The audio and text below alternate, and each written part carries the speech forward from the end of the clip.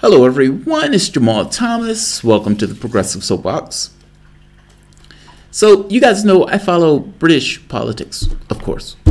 And Labour Conference Liverpool has had some really good speakers. I mean, I listened to Jeremy Corbyn's speech and I listened to the Shadow Chancellor of the Exchequer. They're true believers. Like, it's mind-blowing for me to see, it's mind-blowing for me to see that. Like, you have a political party, and at the helm of the political party are people who are true believers. Take a look at this. Take a look at their new ad. This ad is somewhat of a barn burner, and I like it a lot. That's why I'm showing it right here.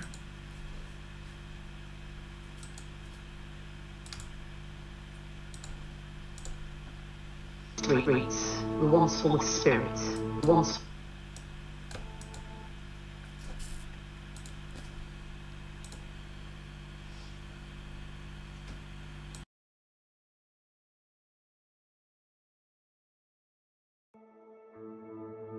These streets were once full of spirit and hope.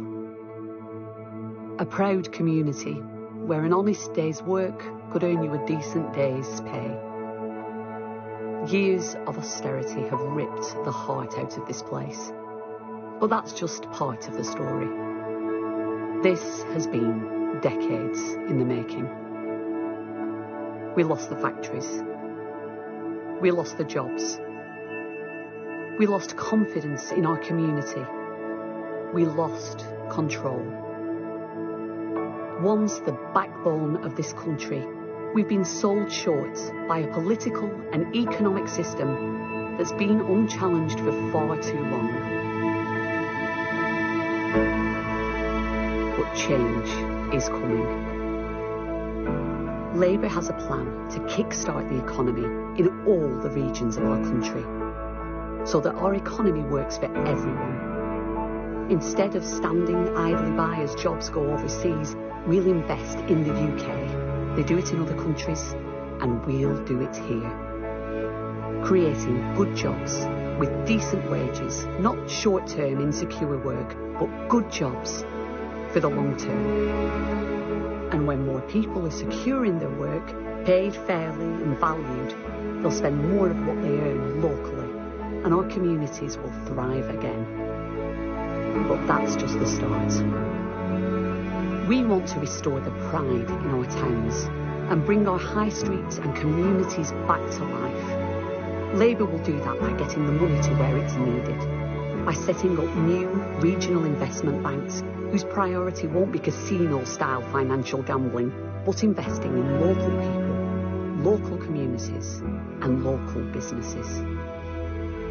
And with a national education service, Labour will invest in the next generation. Decent schools, well-paid teachers and smaller classes. We won't sell our kids short. We'll give them the support, the equipment and the confidence they need to flourish. We'll help those struggling to find a home by building 1 million affordable new homes over the next decade, not as investment opportunities for the few, but real homes for the many. We will give control back to local people. Labour will bring back essential services into public ownership. No more rip-off energy and water, expensive and overcrowded trains. We'll get them working in the interests of all of us. Together, we'll rebuild Britain. The time for tinkering at the edges is over. We need real and lasting change. It's going to take a lot of work, but only Labour has the ideas and the determination to take on the challenge. Labour will change our economy so that it works for everyone. Because when you create a fairer society, we all share in the wealth that's created.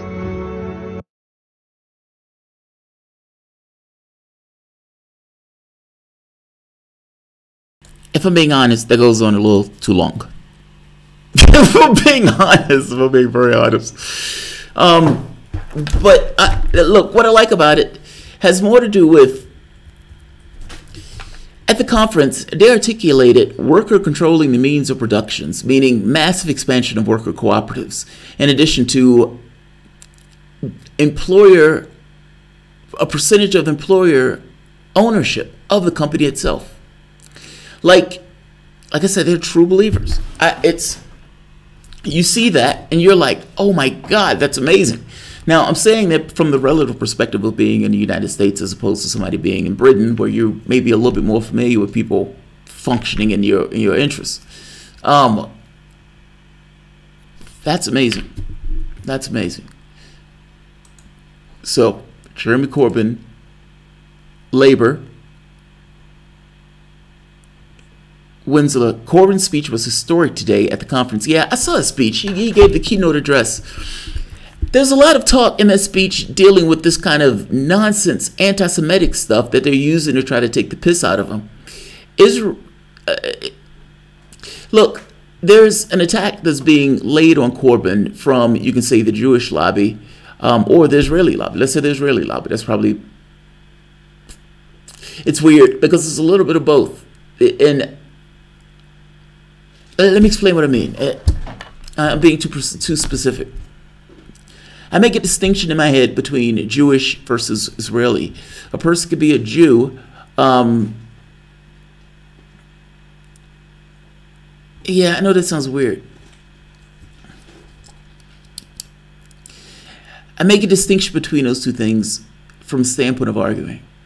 Like, when I'm talking about the state of Israel, I'm talking about the state of Israel, just like I'd be talking about the state of, the United States or Canada for that matter. I look at it as a country. When I'm talking about a person, or when I'm talking about something that's influenced by, let's say, like a Jewish lobby, then at that point I'm dealing with this kind of Jewish lobby. But I try to make a distinction between those things when I'm talking about those things, if that makes sense. In this particular case, Jeremy Corbyn clearly supports Palestinian rights. That, in and of himself, makes him this kind of target by the quote-unquote Jewish lobby, in addition to the Blairites, who don't necessarily want to see Corbyn accede to office in the first place. So a lot of the speech had to deal with that nonsense.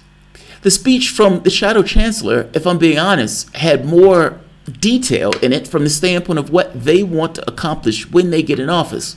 Whether that's bringing back rail, energy, water into public control, democratization of the workplace.